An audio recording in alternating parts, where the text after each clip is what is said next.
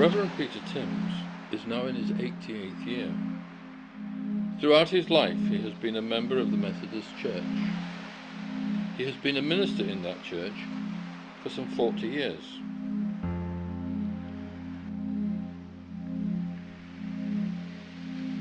He is now in a kind of exile, forbidden to preach, forbidden to speak with his superiors in the Methodist Church.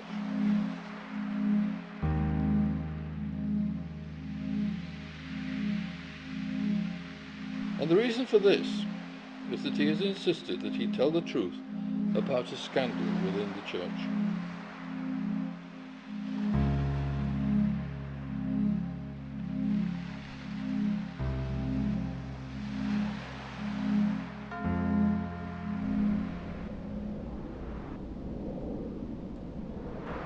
It all began here in Bexhill-on-Sea in 2014. A church meeting became heated, and Reverend Timms protested that the rules of the church were being ignored.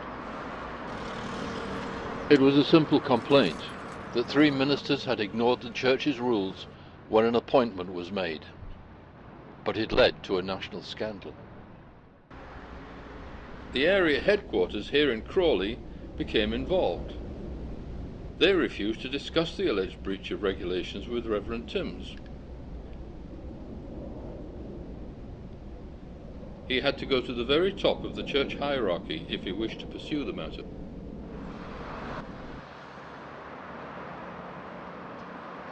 Here in Marylebone Road in London is the headquarters of the Methodist Church in England. They listened to what Reverend Timms had to say and began an inquiry into his claims. And that was when the problems began. Well, I was told that the connectional team, which is a team of 3 people that are nominated by Methodism to investigate the matter, I was told they'd get in touch with me. And the first thing that happened was I got a letter virtually saying that I'd breached confidentiality unless I signed what effectively was a letter saying that I'd done that, then I would forfeit the right to receive papers that I would normally get. I just couldn't quite understand that because I knew I hadn't breached any confidentiality at all. The first letter that Reverend Timms received from the leader of the complaints panel was effectively a confession that he had committed several breaches of confidentiality, which was against the rules of the church. There were several confusing parts of this document. It stated, "I am the respondent in a complaint made against me." In fact, Reverend Timms was not the respondent. It was he who was making the complaints. The 3 ministers he was complaining about were the respondents. It also stated, "I understand that I was told in writing and orally that any breach of confidentiality could result in disciplinary action being brought against me, when in fact no such exchanges had taken place at all." The boxes which he was supposed to fill in looked as if it was a standard document used by all complaints teams. Had the wrong document been sent? The most confusing paragraph in this document was to complicate the entire complaints process and lead to the terrible situation in which Reverend Timms finds himself today. It read, "I understand that the connectional team has reviewed the evidence it holds and has determined, in accordance with Standing Order 1157, that there have been several breaches of confidentiality by me." Reverend Timms knew nothing of this. It seemed that some charges had been brought against him, that some judgment had been made on him, yet he had heard nothing of this and had not been asked to defend himself against the unknown charges. The truth is that I was the person making the complaint, of course, and I suddenly thought and realised that somehow I was being investigated. It was me that was actually being looked at in some kind of way. I had no idea what they were talking about in terms of what I'd supposed to have done wrong, but I was invited, indeed told, under threat virtually, that I was to sign this confession, which would, of course, was a false confession, because I'd done nothing wrong at all at that stage. But the threat was, if I didn't sign the false confession, I wouldn't get the papers. And of course, I didn't get the papers.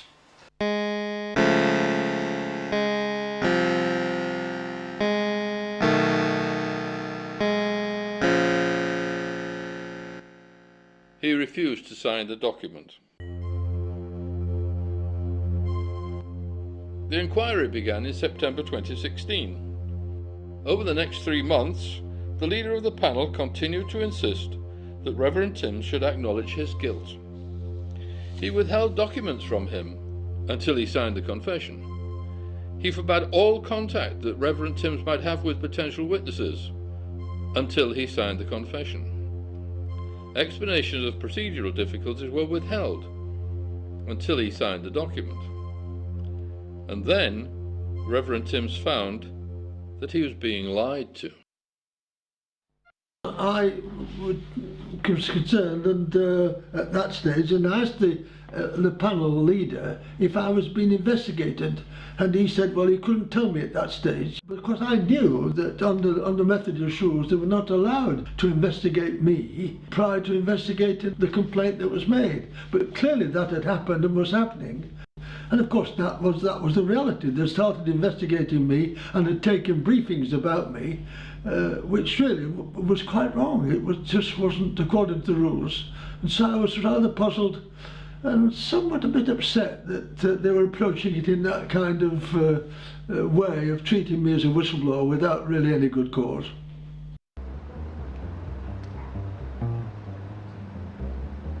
Another lie, or at least an ambiguity, was an allegation that Reverend Timms had demanded that he be given a senior position in the church. In a list of questions, Reverend Timms was asked, "What were your reasons for thinking you could take on the superintendency?" Where that came from, it's hard to say. It certainly didn't come from me, that's certain. At no time did I ask to be considered, nor did I wish to be considered for the superintendency. What I was asking for was for the minutes of the meeting in September, a September circuit meeting, to be fair and truthful and complete, because they were not complete and they were not reasonable and they were not fair, that had been signed off by the then superintendent, really, as being accurate, and they weren't. And he must have known they weren't accurate. However, when this matter of him wanting to be a superintendent was queried, the leader of the inquiry wrote, "I don't know where Peter finds his information. He is not being accused of asking for the job of superintendent."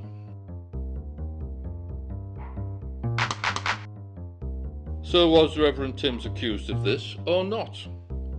Two letters from the same person contradict each other.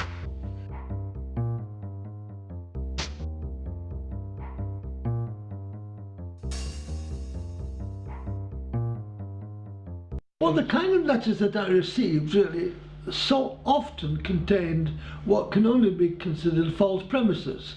The kind of things that say, when did you last stop beating your wife questions, really. So the questions were based on assumptions that were fundamentally ill-conceived and wrong. And for that reason, that created a particular problem. If I could just read from one of the letters that was sent to me.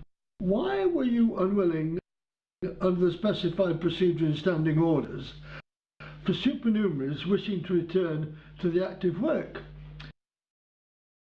If you want to go back into active work, you've got to take a medical. Well, I understood and I knew that, but I wasn't wanting to go back into active work, which means full-time ministry. But it was almost as if this was another catch-all situation, which was really, it really was very interesting and difficult to understand, because it was fundamentally, if you like, a tripwire process. Within the questions, there was something always seemed to me to be hidden.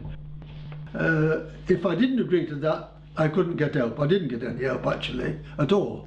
But there were repeated questions that had within them suggestions that I'd done something I shouldn't have done. So the whole thing was being turned against me. I was no longer the complainant, but I was being complained against. I suddenly became the object of the complaint, which really was quite contrary to any sense of justice or fairness. But that's the way the group that we're dealing with, the connectional team, handled the matter. Reverend Timms was also told that if he wished to call witnesses, the inquiry panel had to interview them before he could talk to them.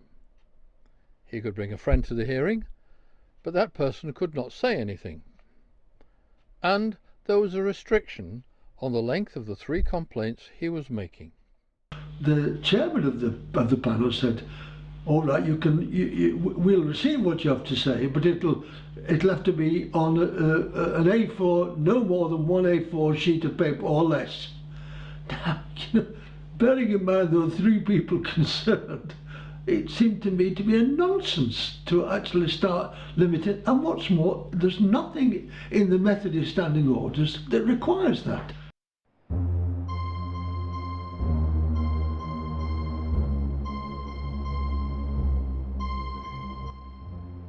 Six weeks into the inquiry, Reverend Timms was taken to hospital with heart problems.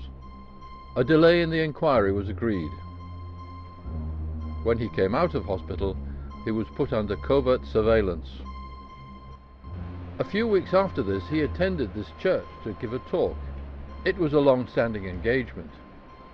He was still ill, and only lasted 7 minutes before he had to sit down. When he felt better, he said goodbye to his friends in the church and drove in his car a mile or so across Bexhill. He went to a residential care home where he ministered to the old people when he was well. He told them he would soon be well enough to come to visit them as usual. The reaction from London was swift. They reneged on the agreement to delay the inquiry. It was to go ahead, even though Reverend Timms had been in hospital. The inquiry team leader said to me, "Now that you're well enough now," I think he believed I was faking, and I said to him, "Well, you can talk to my doctor and I'll get it." I obtained a doctor's certificate. I wasn't interested in the certificate really. He was just interested in finding out whether I was faking. It was his way of trying to trap me into saying I was faking and I'd really faked the illness, of course, which was absolute nonsense. I was in hospital, and then he moved. Although we'd agreed that the actual my part of commenting to the panel would be in January, he moved it forward back, and he moved it back a month, so that disabled me from being able to do anything at all. What actually happened in this incident shows to what lengths people would be willing to go to stop Reverend Timms's complaints in their tracks. Only the leader of the panel and 3 local ministers knew that the inquiry had been delayed because of Reverend Timms's illness.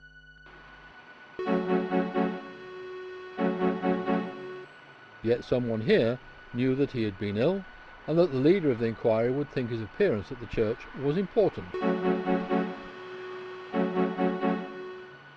Similarly, someone here at the Old People's Home knew of the delay, and that his arrival there would be of interest to the leader of the inquiry.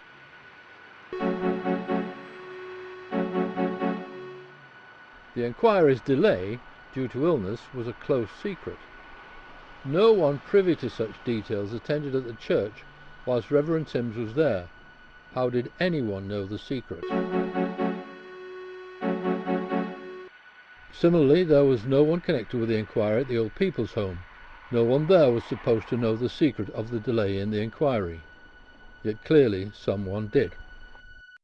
When I visited the church at Sackville Road and the Old People's Home, there were no ministers there, nobody involved or knew anything about this complaint that was being investigated, and yet on both cases it was fed back to the chairman of the connectional panel that somehow I'd been to both places. Nobody had any idea, or should have had any idea, that what was happening to me, and yet they did. So somebody told them. Somebody actually arranged for them to feed back to the connectional panel in some way that I'd been at both venues, quite separately, quite distinctly. It is completely against the rules of the Methodist Church for lay persons who are not involved in any way with a complaint in progress to be encouraged to report on the activities of someone who has issued a complaint. Yet that is what appears to have happened in this case. Long before the report was completed, and I complained about the process, that I felt what was happening was wrong, and I believed that the people in Methodist Church House, I believe in their integrity. I believe that somehow there must be a way of checking against a process that was clearly ill-conceived and in some ways almost corrupt. It was just wrong. And yet, I was a bit disappointed about that. The most distressing thing is that the church in this has broken its own rules to shut me up, to keep me down, really to say, just go away.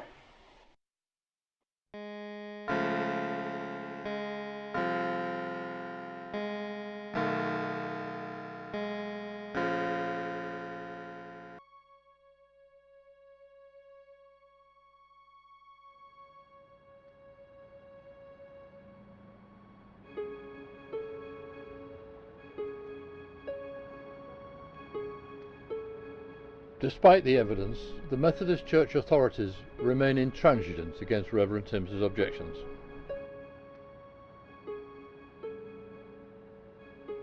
The President eventually wrote that what had happened was within the parameters of the rules of the Methodist Church. The legal department wrote, there was no right of appeal against the complaints team. No person or body has the authority to set aside the decision of the complaints team. I do not believe that any further mechanism can be offered to you.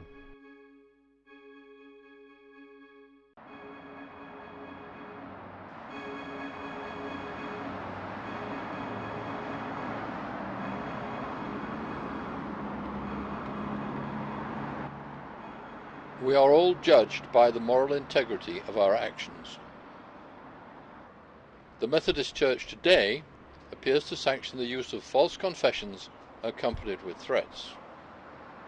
According to the president of their governing body, that is within the parameters of their codes of conduct. Lying to people is also apparently allowed. The lies told to Reverend Timms come within the parameters of their standards of behaviour. Forms of questioning deliberately designed to trick people is also sanctioned. For that too is apparently within the parameters of their codes of conduct. Anyone who complains about any of this may find themselves spied upon, just as Reverend Timms was spied upon. For that too is apparently sanctioned by the Church's code of conduct. We are all judged by the moral integrity of our actions and decisions.